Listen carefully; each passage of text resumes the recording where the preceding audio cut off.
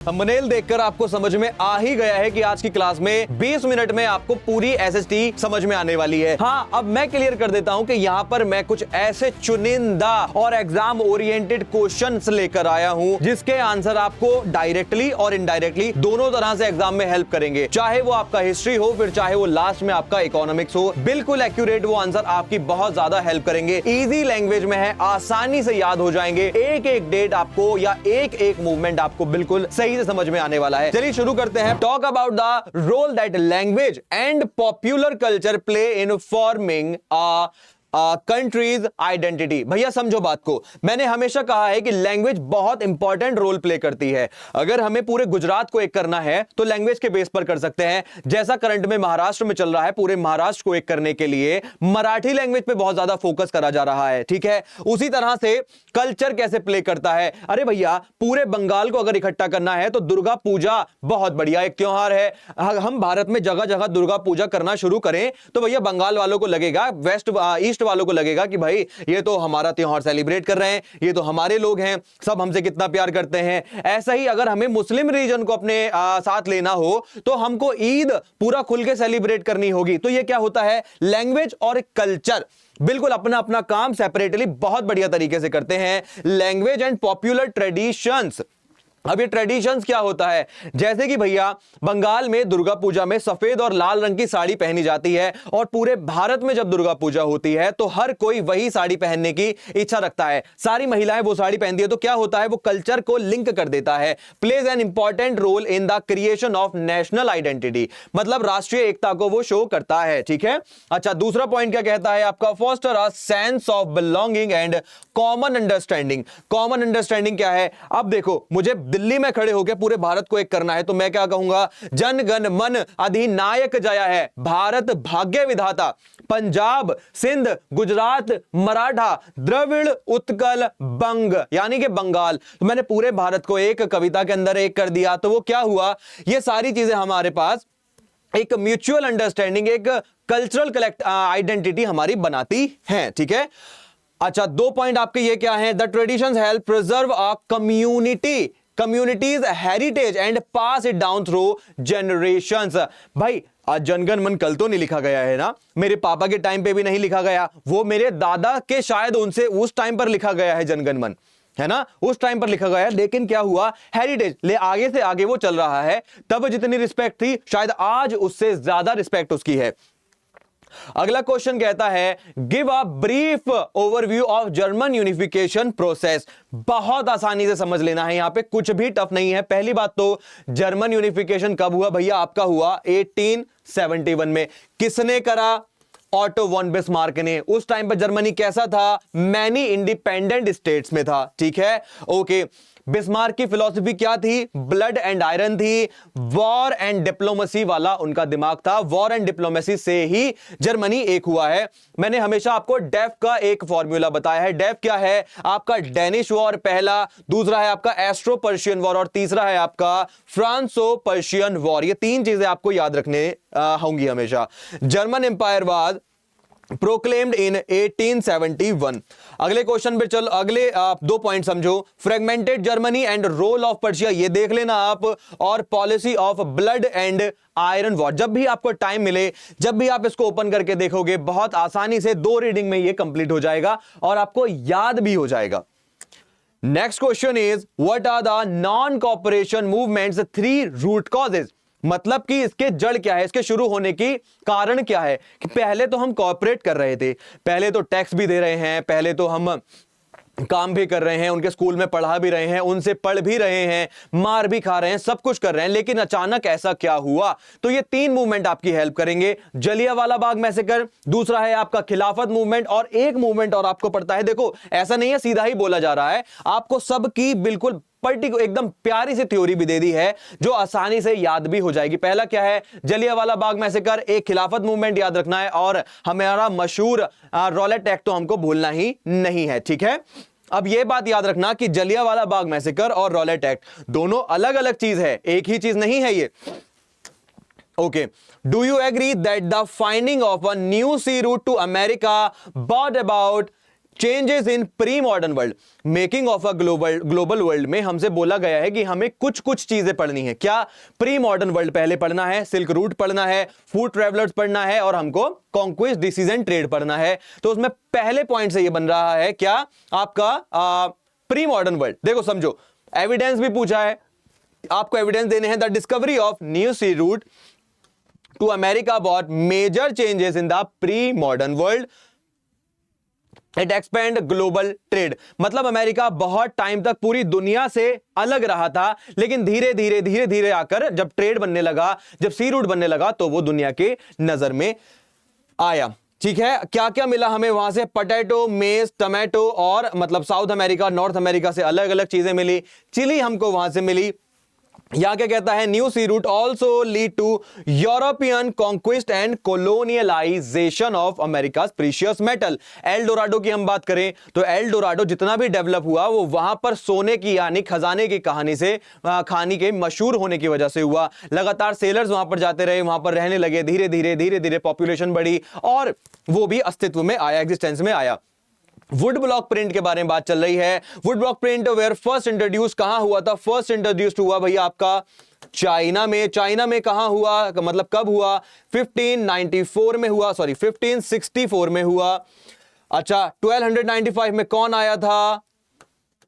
Marco Polo आए थे, है ना? मार्को पोलो आए थे, इटालियन ट्रेडर थे ये एक, या बोल सकते हैं एक्सप्लोरर थे ये। Would block printing reached Europe around 1295, किसके? After Marco Polo returned from China.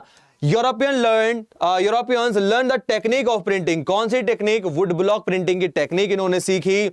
It was first used for playing cards, religious images and textile। देखो हर जगह रिलीजन के साथ इमेज का जरूर कोई ना कोई कनेक्शन होता ही होता है ना? Later replaced by printing press, यानी कि जब योहान गुटेनबर्ग की 15वीं सेंचुरी में योहान गुटेनबर्ग की प्रिंटिंग प्रेस आ गई थी, उन सबसे इस चीज को रिप्लेस कर दिया गया। ओके, अब आते हैं ज्योग्राफी की तरफ। तो पहली बात बता दूं कि भैया 20 में 80 यानी कि 20 मिनट में 80 का वादा मैं कर रहा हूं और यहां पर वही चीजें आपको सिखा रहा हूं। पूछा गया है, क्वेश्चन हमेशा ध्यान से पढ़ना, which of the following pair is correctly matched. Correctly matched है, कौन सा है करेक्टली मैच्ड भैया? एलुवियल सॉइल वेस्टर्न राजस्थान नहीं, okay. Black soil northern plains नहीं, एरिड सॉइल डेक्कन प्लेटो नहीं, लेटराइट सॉइल वेस्टर्न घाट। लेटराइट सॉइल कहां है आपकी? ये रही। क्या ये वेस्टर्न घाट है? ये आपका एरिया वेस्टर्न घाट है, जो वेस्ट में है, ये वेस्टर्न घाट है? नहीं भैया, ये नहीं। तो ऑप्शन डी हमारा क्या है? सही है। क्वेश्चन के हिसाब से वैसे ये गलत है, ठीक है? ओके, आगे चलते हैं। Why does Indian agriculture continue to face challenges despite reforms? Explain with stable example। बात को समझो, क्वेश्चन को पहले ध्यान से एनालाइज करना। Why does Indian agriculture continue to face challenges? मैंने हमेशा कहा है कि 60+2 का फॉर्मूला लगाना। Face challenge despite reform, देखो कैसे। पहला पॉइंट समझो, fragmentation of land holding due to the right of inheritance reduce productivity. Productivity कम हो रही है हमारी। Indian agriculture is still largely monsoon dependent. क्या है? मॉनसून डिपेंडेंट है, तभी तो उड़ीसा में राइस क्या है? एक सबसिस्टेंस क्रॉप है। Making it risky and uncertain. Green revolution यानी कि हरित क्रांति को समझो। हरित क्रांति यानी green revolution lead to development only in selected regions like Punjab and Haryana. Punjab, Haryana, Rajasthan की साइड ही ग्रीन रेवोल्यूशन ने अपना काम करा, बाकी जगह साउथ में, ईस्ट में वो नहीं पहुंच पाई। स्मॉल एंड मार्जिनल फार्मर्स, है ना, जो कि उड़ीसा वगैरह में होते हैं या हमारे मिजोरम में होते हैं, वेस्ट बंगाल में होते हैं, have limited access to modern technology and HYV seeds. HYV seed क्या होता है? हाई यील्ड वैरायटी सीड्स होता है, ठीक है? संकर बीज बोला जाता है इनको। अच्छा, inadequate irrigation facilities in many regions restrict crop production, lack of proper implementation of land reforms क्या करती है? reduce their effectiveness, जैसे कि fertilization पावर कम हो जाना, irrigation प्रॉपर ना मिलना, ओवर मिलना irrigation या फिर कम irrigation मिलना। farmer face financial constraints, मतलब जिसके लिए क्या करा जाता है? MSP प्रोवाइड करा जाता है पंजाब और हरियाणा जैसी जगह में, और बाकी जगह पे सेल्फ हेल्प ग्रुप इसकी मदद करते हैं, ठीक है? Okay. Availability of resource alone does not ensure development. Analyze this statement in the context of Indian resource planning and sustainable development using stable example. भैया क्या है, resource become useful only when supported by appropriate technology, human skill and institution. Resource तभी काम करते हैं जब तीनों चीजें बराबर का काम करें. वो ट्रायंगल है ना हमारे पास, क्या कहता है ये ट्रायंगल? ये कहता है कि भैया नेचर, टेक्नोलॉजी और इंस्टीट्यूशंस के बारे में ये बात करता है. ये तीनों जब तक नहीं मिलेंगे तब तक भैया रिसोर्स ठीक से काम नहीं करेगा.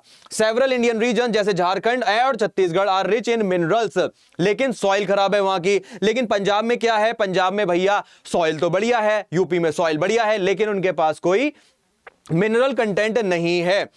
ओवर एक्सप्लॉइटेशन ऑफ रिसोर्स, जैसे कि भैया पानी का over exploitation, land degradation, ecological imbalance and global environment crisis इससे होता है. क्लियर? ओके, अगले क्वेश्चन की तरफ चलो. फटाफट से अगले क्वेश्चन की तरफ हम आ रहे हैं. How is the government helping in Indian farmers in increasing there agriculture production? Explain any 3 point. क्या करना है? 3 पॉइंट बताने हैं. किसके 3 पॉइंट बताने हैं? How is the government helping the Indian farmers. कैसे होगा? पहली बात तो वो हो जाएगा आपके लोन से, है ना. कैसा लोन होगा? वो लोन होगा फॉर्मल. कैसा लोन होगा? वो फॉर्मल लोन होगा. और कैसे मदद कर सकता है? वो मदद कर सकते हैं एमएसपी से. एमएसपी क्या है आपका? Minimum support price. और कैसे मदद कर सकते हैं? वो एक स्कीम हमने बार बार पढ़ी है. क्या है वो है PMKSY. क्या है ये? प्रधानमंत्री कृषि सिंचाई योजना, जिसका एक कोट क्या है? ये कोट करता है पर ड्रॉप मोर क्रॉप. क्या है? पर ड्रॉप मोर क्रॉप. ये छोटी छोटी जानकारियां जब आप लिखकर आते हैं तब एग्जामिनर को लगता है कि ये बच्चा कुछ तो पढ़ के आया है बेहतरीन सा. आप सोचते होंगे कि ये वाले पॉइंट इसमें क्यों दे रखे हैं? क्योंकि भैया हमें पॉइंट में ही आंसर करना है. ठीक है, पॉइंट से ज्यादा कुछ नहीं करना है. पॉइंट में अगर हम आंसर करेंगे, पर पैराग्राफ बनाकर आंसर करेंगे. ऐसा नहीं कि पूरी रामकथा लिख दी, नहीं. एक पॉइंट में 4-5 लाइन एक पैरा, दूसरे पॉइंट में 4-5 लाइन दूसरा पैरा. ऐसे पैराग्राफिकल हम अगर आंसर लिखते हैं तो हमें नंबर अच्छे मिलने के चांसेस ज्यादा बढ़ जाते हैं. क्या है? Provision of irrigation facilities. The government has developed multipurpose river valley projects and canal irrigation.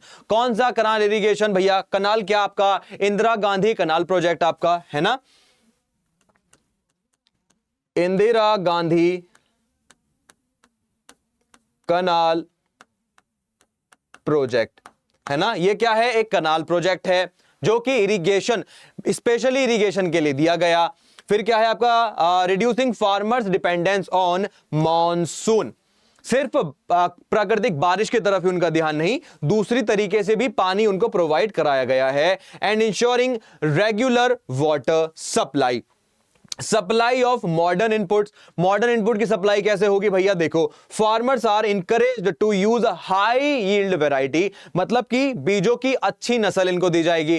Pesticide दिया गया. आप कहते हैं कि भैया ज्यादा दवाइयों का इस्तेमाल मत करो, पेस्टिसाइड या फर्टिलाइजर मत लगाओ. अरे भाई, दे कौन रहा है ये सब? दे तो सरकार ही रही है ना ये सब. Okay, fertilizers and pesticide which increase crop productivity, लेकिन कहीं ना कहीं वो मिट्टी को भी जहरीला करती है, फर्टिलाइजेशन पावर उसकी कम करती है.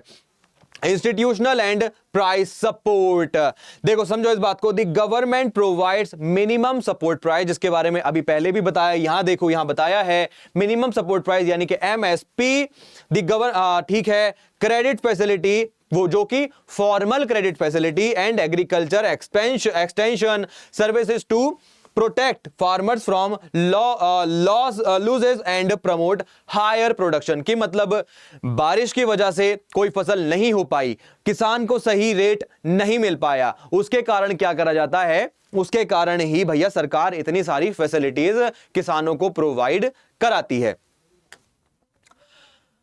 ओके आ जाओ भैया, describe the benefit of power sharing to social group, lingual group and religious group. 3 point पूछे हैं। पावर शेयरिंग को समझाना है सोशल ग्रुप के अंदर, पावर शेयरिंग को समझाना है लिंगुअल के अंदर और ग्रुप एंड रिलीजन के अंदर। आपके 2 हुए, तीसरा ये है और चौथा है आपका, चौथा है हमारा ग्रुप। ठीक है, अब भैया लिंगुअल के अंदर समझो तो भैया 8th शेड्यूल में हमारे कितना दे रखा है, 22 लैंग्वेजेस दे रखी हैं हमारे कॉन्स्टिट्यूशन में, है ना, 22 लैंग्वेजेस दे रखी है। सोशल ग्रुप्स के पास क्या है, इनके पास फ्रीडम है कि कोई भी सोशल ग्रुप बना सकता है ना, और कोई भी आवाज उठा सकता है या प्रोटेस्ट कर सकता है। Insure representation, power sharing allowed different social, linguistic and religious group to participate in government decision making की पावर इनके पास होती है। ठीक है, ओके। प्रमोट्स इक्वालिटी, क्या है, it gives minority a fair share of power, political power, protecting there sites, rights and interest. Right and interest यानी कि अपने जो अधिकार हैं, जो उनकी रुचि है, उसको प्रोटेक्ट कर सकें। ओके, रिड्यूस सोशल कॉन्फ्लिक्ट, और फिर है आपका स्ट्रेंथ यूनिटी यानी कि एकता को बढ़ावा मिलता है। What are the different provision of Indian Constitution that make India a feudal country? Federal country, federal country में क्या होता है, federal country में सीधी सी बात है, आपकी पावर जो होती है वो डिवाइडेड होती है 2 जगहों पर। कहां कहां सर, यूनियन गवर्नमेंट में और सेंट्रल गवर्नमेंट, यूनियन में और स्टेट में, है ना, यूनियन में और स्टेट में डिवाइडेड होती है। समझो इस बात को। 2 लेवल ऑफ गवर्नमेंट, कौन कौन सा, हॉरिजॉन्टल और वर्टिकल भी होता है इसमें आपका। Constitution provide union and central. ठीक है, division of power, division of power 2 तरह से होती है, हॉरिजॉन्टल और आपका वर्टिकल। हॉरिजॉन्टल में सीधी सीधी, ठीक है, और वर्टिकल में ऐसे लंबी लंबी। ठीक है, हॉरिजॉन्टल और वर्टिकल। हॉरिजॉन्टल में क्या होता है, LEJ होता है, और आपका सीधी में वर्टिकल में क्या होता है आपका, सेंटर से लेके BDC तक। Return and supreme constitution, rigid constitution. भैया इंडिया का कॉन्स्टिट्यूशन दुनिया का सबसे बड़ा रिटर्न कॉन्स्टिट्यूशन है, यह बात याद रखना। हु इज पार्टीशन, भैया पार्टीशन क्या है, पार्टीशन है मतलब सीधा सीधा बात तो है अलग या डिवाइड करना। ठीक है, क्या कहते हैं यहां पे, partition is a person who is strongly, क्या है, पर्सन या फिलोसफी इसको बोल सकते हैं, committed to a particular political party और आइडियोलॉजी। भैया क्या है, अलग आइडियोलॉजी लेकर आ रहा है, ये क्या लेकर आ रहा है, अलग आइडियोलॉजी यानी कि दर्शन ये लेकर आता है अपना। Strongly committed to a particular political party और ideology, such a person supports only one party and biased in its favour. जैसे कि भैया मान लो योगी आदित्यनाथ को हम मान लेते हैं, तो वो क्या है, बीजेपी के सच्चे समर्थक हैं, बीजेपी के लिए ही जीते मरते हैं, वो बीजेपी के लिए ही, यानी कि अपनी पार्टी के प्रति वफादार वो लोग होते हैं, पार्टीशंस। ठीक है, ओके ओके, ये हो गया। आगे चलते हैं। It is the democratic government efficient and effective. क्या डेमोक्रेटिक गवर्नमेंट एफिशिएंट और इफेक्टिव होती है? A democratic government is generally effective but not always very efficient. क्यों? क्योंकि भैया यहां पर भी डिसीजन मेकिंग करते करते करते करते बहुत लेट हो जाते हैं, सबको न्याय इसके अंदर नहीं ही मिल पाता है, ऐसा यहां पर होता है। And allow citizen to change the government through free and fair election. कभी भी जनता सरकार बदल सकती है, कहां पर? डेमोक्रेसी में। However, democracy is sometimes less efficient because decision making involves discussion, debate and conclusions। भैया देखो, पहली बात तो यहां पर ये क्या है कि 1950 से लेकर 1950 से लेकर 2000 तक जो डेटा लिया गया उसमें पता चलता है कि डिक्टेटरशिप जो कंट्रीज में थी वो ज्यादा ऊपर गई, जैसे चाइना वगैरह। What are the difference between democracy and dictatorship? क्या क्वेश्चन है। डेमोक्रेसी और लोकतंत्र में और हमारे डिक्टेटरशिप यानी के तानाशाही में फर्क बताना है। Form of government, right and freedoms and accountability. बात को समझो, democracy is ruled by elected representatives of the people, while dictatorship में किसी को इलेक्ट नहीं करना होता है, जो है वो है। अच्छा, डेमोक्रेसी गारंटीज, जैसे किम जोंग उन है ना, democracy guarantees fundamental right and freedom. Fundamental right क्या? मौलिक अधिकार आपको मिलेंगे और पूरी आजादी, इक्वालिटी, बंधुत्व आपको मिलेगा। अकाउंटेबिलिटी क्या है? In democracy the government is accountable. Accountable का मतलब क्या है? उत्तरदायित्व है, वो आपको जवाब देगी हर बात का कि ऐसा क्यों हुआ, कहां हुआ। ट्रांसपेरेंसी इसके अंदर होती है। ओके भैया अब आ गए हैं इकोनॉमिक्स पर। Why does it become difficult for farmers in rural areas to take loans from bank? क्यों होता है, बात को समझो। पहली बात तो अगर रूरल एरिया है मतलब गांव का एरिया है तो गांव में सबके पास संपत्ति नहीं होती है, तो लैक ऑफ कोलेट्रल आपका पहला बिल्कुल सही ऑप्शन है। पहला इसमें कहां है ऑप्शन एलिमिनेशन पे, दूसरे में नहीं है तो पहली बात तो दूसरा कट हो गया आपका।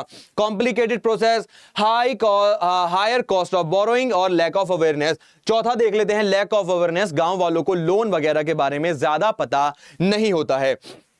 फोर्थ है आपका बिल्कुल, और ये हमारा ये भी नहीं है, इसमें फोर्थ है, इसमें फोर्थ है, इसमें भी फोर्थ है। चलिए भैया दो कट हुए, हमारे पास सी और डी बचा है। इसमें क्या कहते हैं भैया, ओके यहां पर ये कॉमन है, 2 और 3 को देखना है। कॉम्प्लिकेटेड प्रोसेस, हायर कॉस्ट, भैया कॉम्प्लिकेटेड प्रोसेस यानी कि नंबर 2 ऑप्शन सी आपका करेक्ट हो जाता है। ऐसे ऑप्शन एलिमिनेशन आपको करना है। बहुत सुंदर क्वेश्चन है, आने के चांसेस इसके बहुत ज्यादा मुझे लग रहे हैं। क्या है, is crude oil essential for the development process in a country? Discuss, बताओ, समझो इस बात को। Crude oil as a catalyst for development. Catalyst का मतलब होता है भैया उत्प्रेरक। क्या होता है,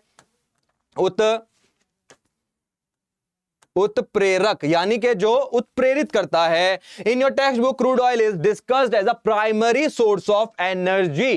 क्या है, energy that fuels the 3 sector of the economy. कैसे, देखो समझो, primary sector modern farming relies heavily on diesel for tractor and pump. भाई क्या हो रहा है, सीधा सा कृषि को भी यानी कि किसानों को भी क्या चाहिए, पेट्रोल डीजल चाहिए फार्मिंग करने के लिए, बिल्कुल सही बात है। सेकेंडरी सेक्टर समझो, सेकेंडरी सेक्टर है आपका industry require all raw material. Raw material कौन दे रहा है, किसान या किसी ना किसी तरीके के कृषि से, फार्मिंग से रॉ मटेरियल आ रहा है, चाहे वो माइनिंग है या कुछ भी है। माइनिंग को भी डीजल पेट्रोल चाहिए और फैक्ट्रीज को भी डीजल पेट्रोल चाहिए। फिर टर्शरी में क्या होता है, उसका ट्रांसपोर्टेशन होना है, सप्लाई होनी है, तो भैया इनको भी डीजल पेट्रोल की आवश्यकता बिल्कुल होगी। ठीक है, लास्ट क्वेश्चन है आपका, ये समझिए। Expanding access to loans in the formal sector is important.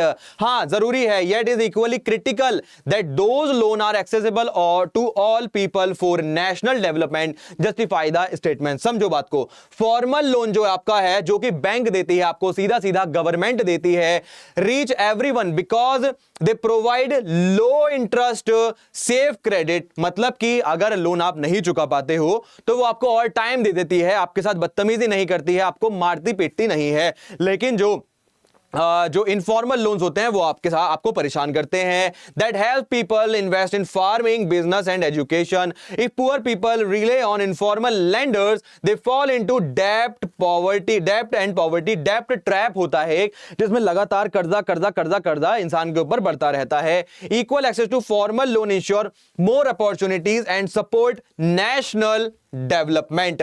ठीक है, फॉर्मल लोन से क्या होता है, नेशनल डेवलपमेंट। जब टैक्स जाएगा तो वो सरकार के पास जाएगा, किसी एक व्यक्ति के पास नहीं जाएगा। तो भाई ये था 20 मिनट में कंप्लीट एसएसटी आपका मोस्ट इंपॉर्टेंट क्वेश्चन। डेप्थ में यहां पे आपको मैंने दे दिए हैं उनके आंसर के साथ। उसको पढ़िए, जब भी आपको फुर्सत हो एक क्वेश्चन खत्म कीजिए 5 मिनट में, एक आंसर खत्म कीजिए, याद कीजिए, लिखकर देखिए 5 मिनट में। आपके फाइनल एग्जाम में इनमें से कम 70% क्वेश्चन तो जरूर आएंगे। तो पढ़ लेना, याद कर लेना। मिलते हैं आपके एग्जाम के रिजल्ट में। मुझे अब तक सुनने के लिए आपका बहुत बहुत शुक्रिया। मेरा नाम था अंकित, मिलते हैं किसी और वीडियो में।